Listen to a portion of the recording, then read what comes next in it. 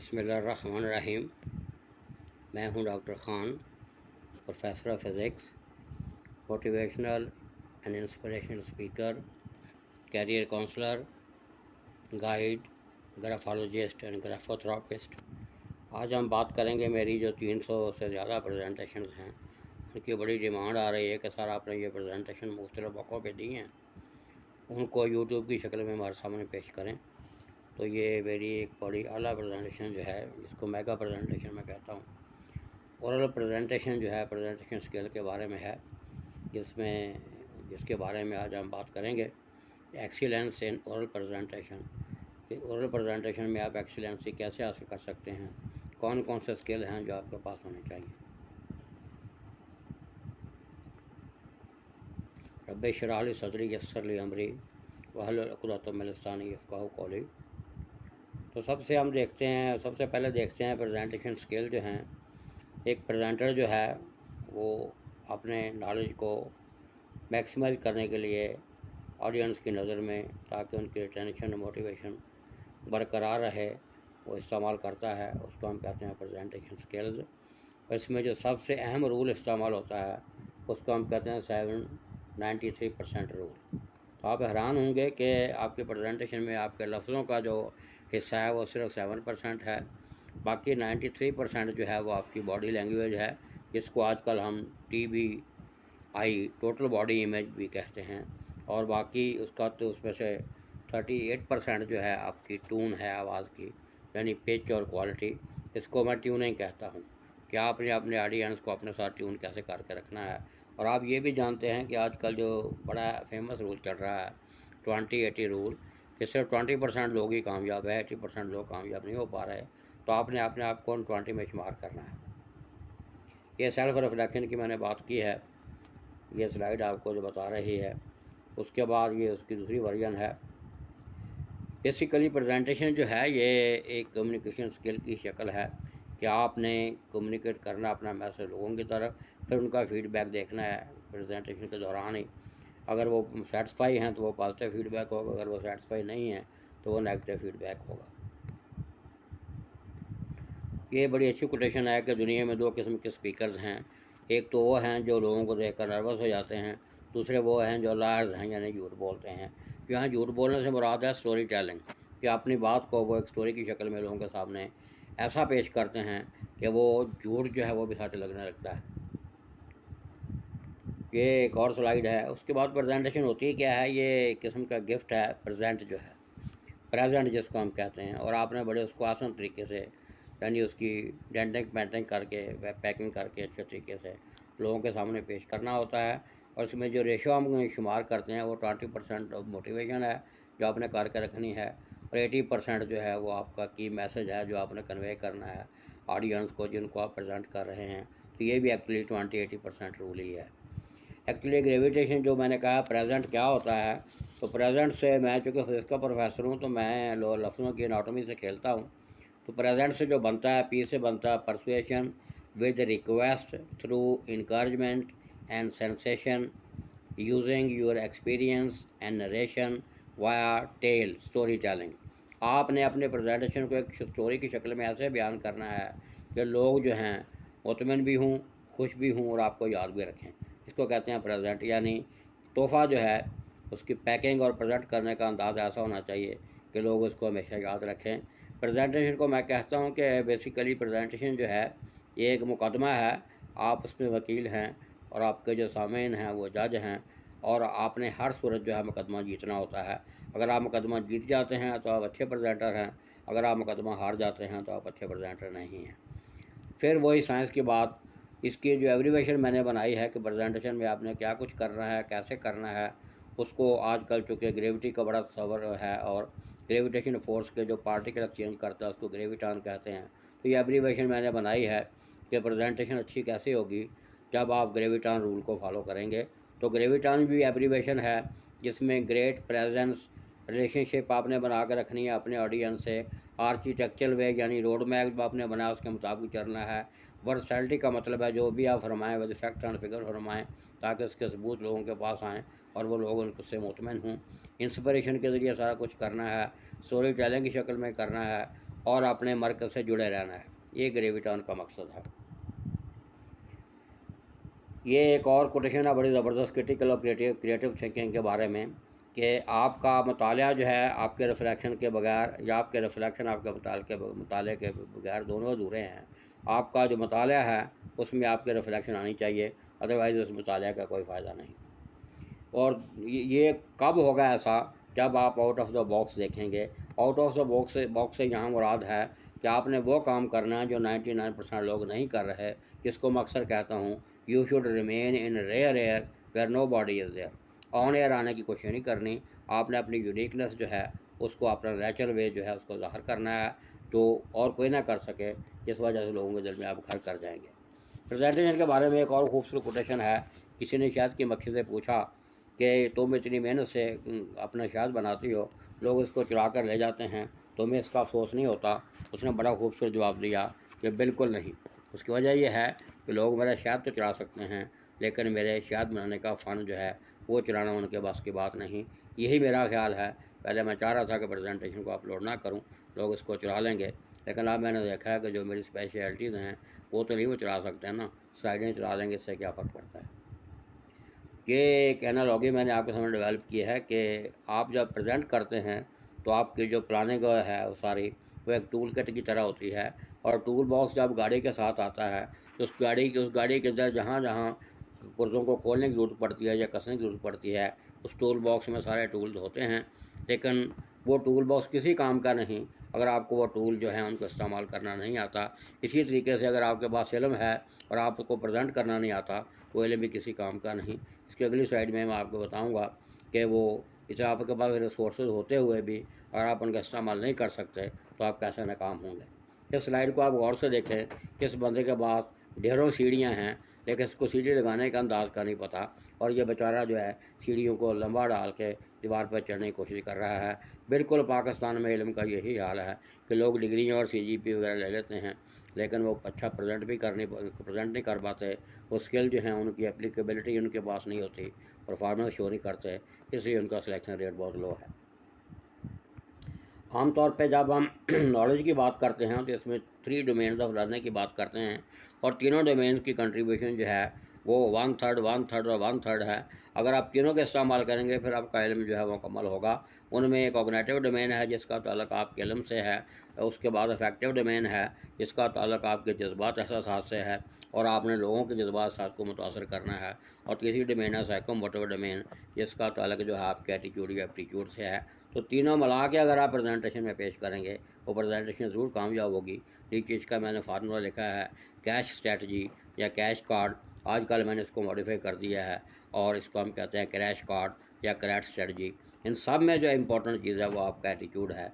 मेरी एक बड़ी खूबसूरत प्रेजेंटेशन है change your attitude change your life. तो ये आइडिया जो मैंने लिया है ये ऊपर आपको नज़र आ रहा है, ये ग्रीक से लिया है, एथोस, पैथोस, लॉगस और मिथोस। उसके बाद ये एक प्रेजेंटर जो है उसका हाल मैंने आपके सामने बयान किया है। ऑडियंस बैठे हुए हैं और वो बेचारा इस तरीके से प्रेजेंट कर पा रहा है, ऊपर लिखा नज़र आपको आ रहा होगा। ऑडियंस कह रहे हैं हमें कोई आइडिया नहीं ये क्या कर रहा है, बस स्लाइडें गिनी जा रहा है, और हमें बड़ी हैरानी हो रही है कि तुम जोक्स जो हैं वो भी प्रॉपर तरीके से नहीं कर पा रहा, यानी इसको लतीफ़े भी सुनाने नहीं आते। एन मुमकिन है कि इसके बाद हमें पकौड़े या समोसे मिलें, इसलिए हम बैठे हैं, वरना इस प्रेजेंटर का कोई हाल नहीं है। प्रेजेंटेशन में सबसे अहम चीज़ जो है ये ग्राफ आपके सामने नज़र आ रहा है, और एक तरफ जो है ऑडियंस जो है उनका सेटिस्फेक्शन लेवल है, दूसरी तरफ आपकी परफॉर्मेंस है। इसको अगर आप थोड़ा सा गौर से देखें तो स्टार्ट के बाद ही ये ग्राफ जो है वो एक्सपोनेंशियली नीचे डिके कर रहा है। तो इस तरह ये बता रहा है कि स्टार्ट जब आपने लेना है तो स्टार्ट को एंड तक आपने बरकरार रखना है। स्टार्ट अगर बरकरार नहीं रख पाएंगे तो फौरी तौर पे आप फ्लॉप हो जाएंगे। तो ये स्टार्ट जब आपने लेना है, जैसे ही आप स्टार्ट लेते हैं आपके जो ऑडियंस हैं वो उनके पास एक टेक्निक है जो हम लगाते हैं आमतौर पर प्रेजेंटेशन में, उसको हम कहते हैं विफम टेक्निक, WIIFM। तो ऑडियंस अपने आप से पूछते हैं कि what is important in it for me, यानी हर बंदा पूछता है ये जो बयान कर रहा है इसकी प्रेजेंटेशन में मेरे लिए क्या है। तो आपने वहाँ ऐसी चीज़ डालनी है कि हर बंदा ये कहे आखिर पे कि इसको हम कहते हैं इफ़म टेक्निक, कि everything is important in it for me, कि हर बंदा आखिर पे ये कह कर उठे कि जो कुछ इसमें है वो सारे चीज़ें जो हैं वो हमारे लिए अहम थी और हम उनको याद भी रखेंगे, आगे इस्तेमाल भी करेंगे। तो ये काम करने के लिए बड़ी अहम टेक्निक है जिसको हम कहते हैं स्टार्ट एंड स्टे टेक्निक। कि आपने स्टार्ट भी बड़ा जानदार लेना है, उस पर स्टे भी करना है, और अगर आप ऐसा करेंगे तो आपका एंड जो है वो भी ज़बरदस्त होगा। तो स्टार्ट फिर एब्रीवेशन है जिसमें स्कैनिंग है, ट्रिगरिंग है, एक्टिवेशन है, रिलेशनशिप आपने डेवलप करके रखना ऑडियंस के साथ, और टी आखिर पे जो है वो टेल है, यानी स्टोरी की शक्ल में बयान करना है। तो अगर आप ये बातें जो हैं ऑडियंस को स्कैन कर लेंगे, उसके बाद ट्रिगर करेंगे, आप अलग किस्म की मिसालें देंगे, उसमें कोटेशंस का इस्तेमाल करेंगे, उससे ऑडियंस आपके एक्टिवेट हो जाएंगे, तो आपका रिलेशनशिप जो रैपो डेवलप हो जाएगी, फिर वो आपकी स्टोरी सुनने के लिए तैयार होंगे और आप स्टे कर जाएंगे। और जब स्टे का मतलब ये होता है कि जब आप स्टे कर रहे हैं तो आपके पास कौन कौन सी चीज़ें होनी चाहिए। आपका सब्जेक्ट मैटर बड़ा स्ट्रॉन्ग होना चाहिए और टाइम बाउंड होनी चाहिए आपके प्रेजेंटेशन। जो आपने टाइम दिया उसमें उसका क्लोज अप करने की कोशिश करें, और ऑडियंस और आपके दरमियान जो है वो रिश्ता आखिरी हद तक बरकरार रहना चाहिए। Boring is enemy and good stories are not boring. आपने किसी सूरत में ऑडियंस को बोर नहीं होने देना, और इसके लिए ज़रूरी है कि दो किस्म के वर्किंग प्रिंसिपल हैं जिसको आपने याद रखना है। एक ये आपके सामने तस्वीर नज़र आ रही है, ये हेक्सागोनल पिक्चर है। तो ये 6 चीज़ों का आपने ख्याल रखना है कि आप जो प्रेजेंट करना चाह रहे हैं वो क्यों प्रेजेंट करना चाह रहे हैं, और क्यों कहाँ प्रेजेंट करना चाह रहे हैं, आपके ऑडियंस का लेवल क्या है, और कौन सी जगह है जहाँ आपने इसको प्रेजेंट करना है, और कितना अर्सा आप इसको प्रेजेंट कर पाएंगे, यह सब कुछ ऑडियंस के ज़हन में होना चाहिए। और किस तरीके से, यानी कौन कौन सी टेक्निक आप इस्तेमाल करेंगे, ये सारी चीज़ें आपके ज़हन में होनी चाहिए। अगर ऐसा है तो फिर हम कहते हैं कि आपकी प्रेजेंटेशन जो आइडियल है। प्रेजेंटेशन की जब मैं बात करता हूँ तो एक फ़िल्म की स्टोरी जो है मैं आपके सामने रखूँगा कि अच्छी प्रेजेंटेशन जो है वो कैसे प्रेजेंटर जो है प्रेजेंट कर पाता है। ये स्टोरी में अगर आप देखें, इसके आगे एक तस्वीर भी आपको झलकी दिखाऊंगा कि एक लड़का जो है वो लड़की से मिलता है। ये सेटअप है जिसको हम आपकी प्रेजेंटेशन का इंट्रोडक्शन कह रहे हैं, और लड़की जो है वो उसको इग्नोर करती है। यहाँ से कन्फ्लिक्ट या मसला शुरू होता है जो आपने बयान करना है, इसको हम कहते हैं प्रॉब्लम स्टेटमेंट। उसके बाद तीसरी स्टेज पे वो लड़का जो है वो डिसहार्टेड हो जाता है। एक उसका दोस्त जो है उसका हौसला बढ़ाता है, कोशिश जारी रखो, ये लड़की ज़रूर तुम्हें मिल जाएगी। यहाँ से जो है उसका रिलेटेड वर्क यानी उसकी प्रेजेंटेशन स्टार्ट होती है। उसके बाद लड़का जो है उस लड़की को कैसे हासिल करना है वो प्लानिंग करता है, उस पर वो अमल करता है जो उसके दोस्त ने बताया होता है। ये उसका अब प्रॉब्लम जो है उसका सलूशन है। और उसके बाद लड़का जो है प्लाट उसका काम करना शुरू कर देता है, लड़की उसको इग्नोर करना बंद कर देती है, उसको मिलना शुरू हो जाती है। इसको हम कहते हैं उसका प्रूफ या उसके रिजल्ट्स और एनालिसिस। एंड पे जाके जो है उन दोनों की शादी हो जाती है। इस तरीके से हैप्पीएस्ट जो है वो एंड होता है। ये उनका फ्यूचर प्लान या फ्यूचर वर्क है। इस तरीके से एक फ़िल्म की स्टोरी की शक्ल में आपने अपनी प्रेजेंटेशन को बयान करना है। इससे ऑडियंस भी बोर नहीं होंगे और आप स्टार्ट एंड स्टे टेक्निक को भी कंटिन्यू कर जाएंगे। ये एक फ़िल्म का सीन मैंने आपको महसूस करने के लिए आपके सामने पेश किया है। उसके बाद फिर दोबारा जो है किसी सूरत भी आपने ऑडियंस को बोर नहीं होने देना, और आपका गोल क्या होना चाहिए कि जो कुछ आप कह रहे हैं ऑडियंस जो है उसको समझें भी, उसको हमेशा याद भी रखें, उससे मुतासर भी हूँ। अगर ऐसा हुआ है तो आप अच्छे प्रेजेंटर हैं, अगर ऐसा नहीं हुआ तो आप अच्छे प्रेजेंटर नहीं हैं। ऐसा करने के लिए आपको क्या करना होगा, ये एक बड़ा फेमस प्रिंसिपल है, 5P प्रिंसिपल हम कहते हैं। 2 तरीके से मैं इसको आमतौर पर बयान करता हूँ। एक P से बनता है प्रेपरेशन, दूसरी से प्लानिंग, तीसरी से प्रैक्टिस, चौथी से प्रेजेंटेशन, और 5वीं से प्रोडक्शन। इसको मैं सादा लफ्ज़ों में कहता हूँ, proper planning prevents poor performance. अगर आपने प्रेजेंटेशन देने से पहले उसकी प्लानिंग बेहतरीन तरीके से की है तो हो ही नहीं सकता कि आपकी प्रेजेंटेशन पुअर हो। इसके बाद ये जो आपके सामने टेबल नज़र आ रहा है, ये आपको किस तरीके से आप ज़्यादा याद रखते हैं। इनमें आपको 3 आर और 3 डेज के बारे में बताया गया है। तो इसमें आखिरी लाइन अगर आप देखें तो ज़्यादा याद वही चीज़ रहती है जिसको आपने सुना भी हो और देखा भी हो। तो प्रेजेंटेशन में ये दोनों स्किल हम इस्तेमाल करते हैं। उसके बाद लोग नाकाम क्यों होते हैं, 80% जो है उनके 5 किस्म के फ़ियर्स होते हैं। इसको मैं 5F फार्मूला कहता हूँ। उसमें पहला फ़ियर जो है वो सबसे ज़्यादा है कि लोग कहते हैं कि मुझसे अगर गलती होगी लोग मेरा मजाक उड़ाएंगे। इनकी तादाद जो है 81% है। फिर लोग कहते हैं अगर मेरी प्रेजेंटेशन अच्छी ना हुई मेरा कैरियर डैमेज हो जाएगा। इनकी तादाद जो है 77% है। कुछ लोग ये कहते हैं कि अगर प्रेजेंटेशन के दरमियान मैं भूल गया तो लोग फिर क्या कहेंगे। इनकी जो तादाद है मेरे पास 63% है। ये एक रिसर्च के जरिए हमने डाटा इकट्ठा किया है। उसके बाद चौथा फिगर ये है कि वो कहता है अगर मैं अच्छे तरीके से प्रॉपर प्रेजेंट ना कर पाया, लोग बोर हो जाएंगे। ऐसे लोग जो है इनकी तादाद 58% है। और आखिर पे जो है कि मैं अगर नर्वस हो गया मुझे पछताना पड़ेगा। ऐसे लोग जो जिनके ये फियर होता है उनकी तादाद 52% है।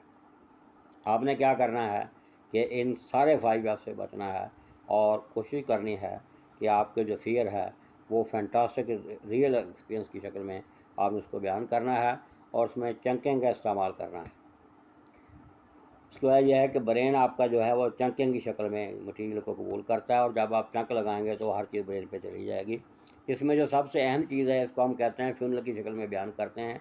जैसे फ्यूनल ऊपर से खुली होती है, नीचे से तंग होती जाती है, फिर नीचे से जाके फिर खुल जाती है। तो ऊपर वाला पोर्शन जो है इसको हम कहते हैं कन्वर्जिंग पोर्शन। या आपका इंट्रोडक्शन होता है जिसके मैंने अभी बात की थी। आपने स्टार्ट बड़ा अच्छा लेना है, कोई स्टोरी सुना देनी है, कोटेशन को बयान करनी है, कोई शेयर बयान करना है। उसके बाद दरमियान में जो कन्वर्ट जहाँ पे जाके होना है, ये आपका सेंट्रल आइडिया है, ये आपकी बॉडी है उसकी प्रेजेंटेशन की। एंड पे जाके जब की दोबारा खुलती है तो वह आपका कंक्लूजन है। आपने यहाँ पहले स्टार्ट में बड़ा जानदार स्टार्ट लेना है और फिर बॉडी लैंग्वेज जिसका सेंटर में जो बॉडी है उस पर आपने स्टे किया रखना है। इससे फिर आपका क्या होगा कि आपका जो एंड है वो बहुत बेहतरीन तरीके से होगा।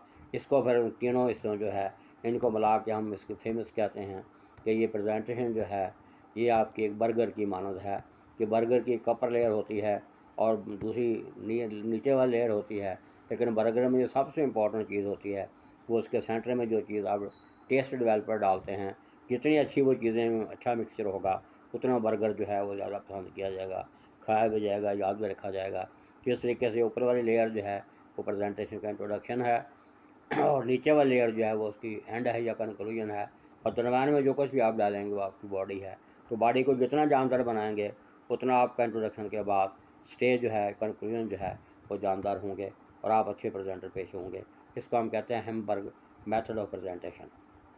और बर्गर के साथ टेस्ट के साथ साथ आप क्या करेंगे, जितनी उसकी अला किस्म की पैकिंग होगी और जितनी आप उसको अच्छे तरीके से एडवर्टाइज करेंगे, ये आपके प्रेजेंटेशन को सप्लीमेंट या कॉम्प्लीमेंट करेगी टेक्निक। ये ग्राफ जो आपको सामने नज़र आ रहा है ये बड़ा ज़बरदस्त ग्राफ है। इसमें आप देखें कि आमने सामने देखते रहें। पहले जब आपने स्टार्ट लिया तो उस पर लिखा हुआ सेटिस्फैक्शन। तो सेटिस्फैक्शन जब आप स्टार्ट लेंगे जिसको मैंने बात की थी एब्रीवेशन की, तो अगर आप सेटिस्फैक्शन के साथ कमिटमेंट शामिल कर रहे हैं तो आपकी सेटिस्फैक्शन भी होगी, लोगों की सेटिस्फैक्शन भी होगी। उसके बाद नीचे देखिए डिनाइल, कि अगर आपने कोई अच्छे तरीके से अपने आप को प्रेजेंट ना किया तो लोग उससे उकता जाएंगे। और डिनाइल के फॉर्मूला लिखा हुआ होप, तो आपने डिनाइल को होप में कन्वर्ट करना है। आपने दरमियान में कोई ऐसी चीज़ें ज़रूर बयान करनी हैं जिससे वो आपके ऑडियंस जो है वो डिनाइल ना कर पाएँ, उनकी उम्मीद बनी रहे कि आखिर में शायद हमें बहुत कुछ अच्छा बताया जाने वाला है। इस तरीके से वो आखिर तक सुनने के लिए आपको मेंटली प्रिपेयर हूँ। और नीचे आपको नज़र आ रहा है रेजिस्टेंस, उसके सामने नज़र आ रहा है एक्सप्लोरेशन। किस तरीके से आपने इनको बैलेंस करना है, इसको हम कहते हैं पर्सनल प्रोफेशनल बैलेंस। यहाँ पे अपनी तैयारी के हवाले से, अपने स्किल्स के हवाले से अपने प्रोफेशन को जो है वो बैलेंस करके रखना है।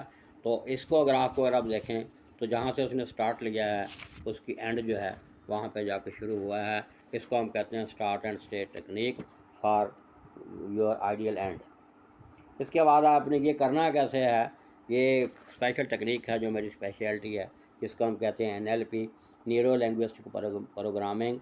इसको मैंने प्रेजेंटेशन के हवाले से शिफ्ट कर दिया है FLP। तो FLP से बनता है फियर लॉकअप। जब आपने प्रेजेंट करने जाना है तो वो 5 F जिनका मैंने पीछे जिक्र किया था उनको बिल्कुल जेल से निकाल देना है। और फियर को आपने समझना है कि फियर जो है वह उससे बनता है फैंटास्टिक एक्सपीरियंसेस अपीयर रियल।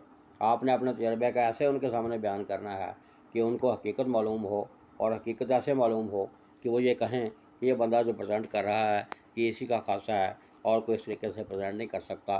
तो इसके लिए जो सबसे बेहतरीन टेक्निक है उसको हम कहते हैं 360 डिग्री एवेल्यूएशन। 360 डिग्री से मुराद है 180 आपका पॉजिटिव फेज़ है और 180 आपका नेगेटिव फेज़ है। यानी आपके चाहने वालों से भी आपने एवेल्यूएशन करानी है और जो आपको पसंद नहीं करते उनसे भी एवेल्यूएशन करानी है, उसकी एवरेज लेनी है। अगर वो 50+ है तो आप कामयाब हैं, अगर वो 50 से नीचे है तो आप नाकाम हैं। उसकी आपने फिर रिहर्सल करनी है और दोबारा कामयाबी हासिल करने की कोशिश करनी है। उसके बाद इसका जो सबसे अहम मसला होता है वो होता है क्वेश्चन आंसर जो है, इसमें प्रॉब्लम प्रेजेंटेशन में सबसे बड़ा होता है। तो क्वेश्चन आंसर को आपने कैसे हैंडल करना है, उसके लिए 2 टेक्निक मैं आपके सामने बयान करूँगा। एक है ट्रैक्ट, TRACT, ट्रैक्ट टेक्निक। इसका होता है कि सबसे पहले आपने जिसने सवाल पूछा है उसका शुक्रिया अदा करना है, उसका गुस्सा नहीं करना, बुरा नहीं मनाना। उसके बाद आपने सवाल रिपीट करना है ताकि उसकी तसल्ली हो कि जो कुछ वो पूछना चाह रहा है वही आप बताएंगे। उसके बाद उसे अच्छे तरीके से उसका जवाब देना है, और जवाब देने के बाद दोबारा उससे पूछना है कि क्या आपकी तसल्ली हो गई है। अगर हो गई है, वो सेटिस्फाई है तो वेल एंड गुड, अदरवाइज़ उसको दोबारा आप एलबोरेट करें, एक्सप्लेन करें, एंड पे जाकर उसका दोबारा शुक्रिया अदा करें। इसको हम कहते हैं ट्रैक्ट टेक्निक। इसका रिजल्ट बहुत अच्छे हैं। Thank you very much, best of luck. आइंदा इंशाल्लाह किसी और प्रेजेंटेशन में हम इकट्ठे होंगे, मुलाकात होगी। अल्लाह हाफिज़।